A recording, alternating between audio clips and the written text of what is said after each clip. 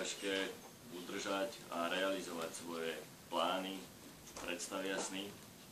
a aké jednoduché o ne potom prísť. A to vyvodzuje, samozrejme z toho vyplýva otázka akejsi vnútornej slobody, nakoľko sme schopní ovplyvniť svoj vlastný osud a zabezpečiť svoju existenciu. Tak tento film si kladie túto otázku a my sme nechceli byť v tomto filme nejak objektívni a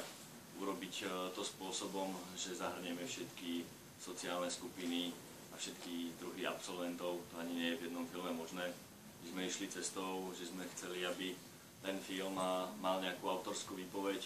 a to nás teda okamžite odsúdilo alebo priviedlo na cestu toho, že ten film je určite subjektívny a pokiaľ to budete vidieť inak na konci filmu alebo budete mať na to iný názor, na tú problematiku, tak je to úplne v poriadku. V každom prípade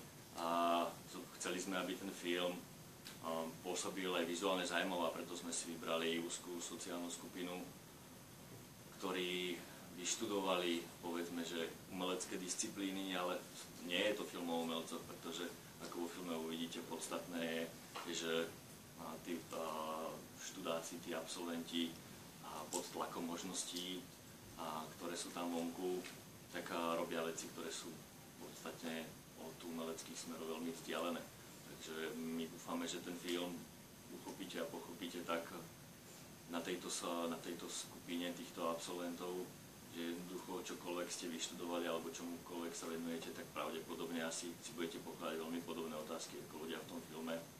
alebo budete si hovoriť, že možno, že na tej škole, ktorú ste vyštudovali alebo na ktorej ešte študujete, že tie symptómy a tie problémy sú pomerne identické a potom bude pre vás ten film aj emocionálne prenosný. Tak asi toľko na začiatok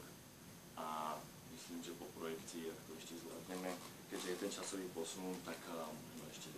o tom môžeme porozprávať. Tak vám teda prajem, aby sme